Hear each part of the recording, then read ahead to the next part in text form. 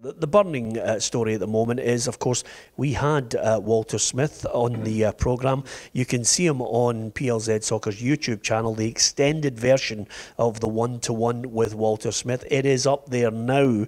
He talks about Rangers, his time there, 9 in a row, has a wee chat about Gaza as well. Great to see him at the weekend waving to the Rangers fans. So you can see an extended Walter Smith on our YouTube channel. But off the back of that, suddenly the SFA want to sit down with Walter. Now, he's been out of the game.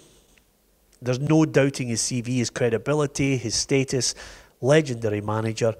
But I think the SFA are just bungling along. They don't know what they're doing.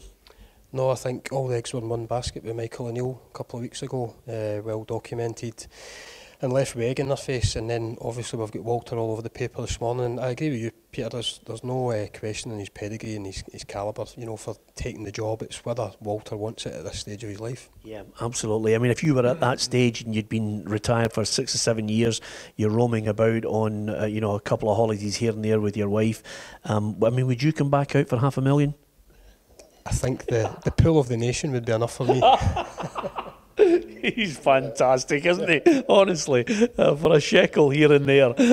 Yeah, I don't need to ask you about $500,000. $500,000, you wouldn't even be sitting next to me and him right now. I'd be asking where the contract is and give me the pen. But no, I agree with Simon. I think it's a situation that we're in. No disrespect to Walter Smith, who's been, as you say, has been out of the game.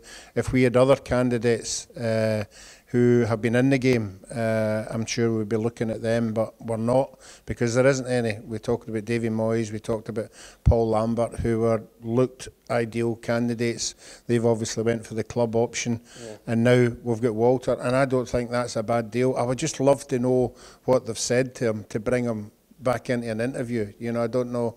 It'd be interesting to see, I've said it for him, from him, what he would like his commitment to be, short term or long term, because you would like to think the next manager is there for 3 or 4 years, you know, and it'd be interesting to see if Walter sees himself in that position. Well, I don't think he does. I mean, you know, would I be upset if Walter Smith became the Scotland manager? No.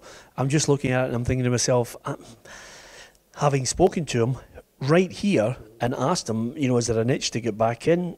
There wasn't an itch, you know, and listen, money talks. It might just be, okay, one last swan song, but I think it's fraught with danger because of the nature of where we are and how we've failed to get to numerous major tournaments. I just wonder what Alex McLeish has done wrong that he's not even been thrust into it and maybe sat down in front of this three-man committee as well. Yeah, another one who's got the experience of managing the nation, but I just feel, obviously, with the chief executive job up for grabs as well, I think we're kind of doing it topsy-turvy, you know, trying to get somebody in before that's addressed. I just, on the Walter thing, somebody suggested maybe bringing somebody in underneath him, you know, maybe he was head of football or whatever title he would be happy with there. But I'm agreeing with Ruffy. I feel it needs to be a long-term thing. You know, we've got qualification games not too far off, and it really needs to be that rather than a quick fix. Yeah, we can't even get a quick fix with the SFA chief executive, as Simon mentioned there as well. Stuart Gilmour suggested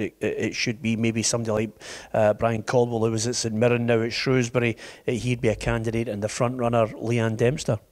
Yeah, but now we're in a situation now that people are just wheeling out names, and then they're backing up with the names of people who've worked with them. I've never ever seen anything in a paper saying, oh no, he's murder.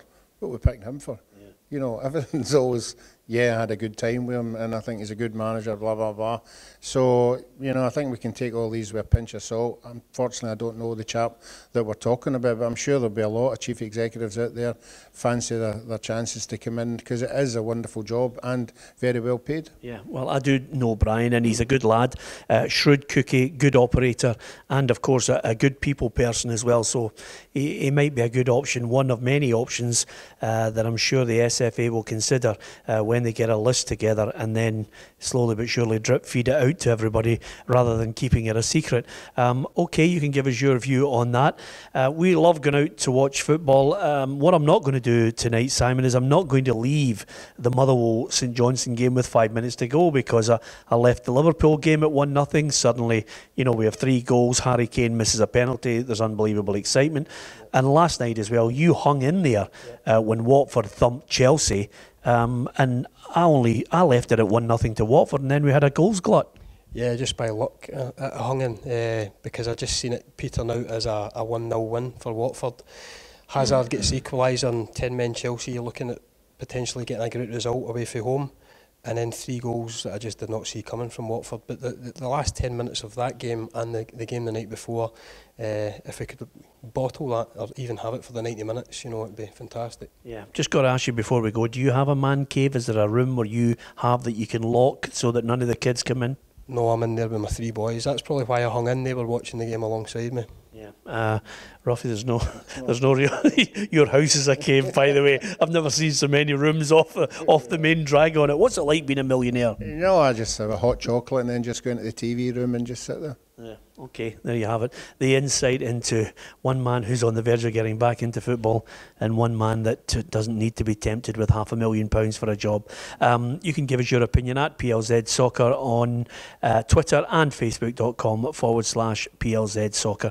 Thanks to Simon, thanks to Ruffy, and from myself, Peter Martin. Don't forget, we've got the 1-to-1 exclusive there, the longer extended version with Walter Smith. You can also look back on last week's interview with Brendan Rodgers, an extended interview as well.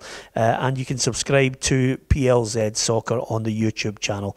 Thanks for watching The Soccer Show.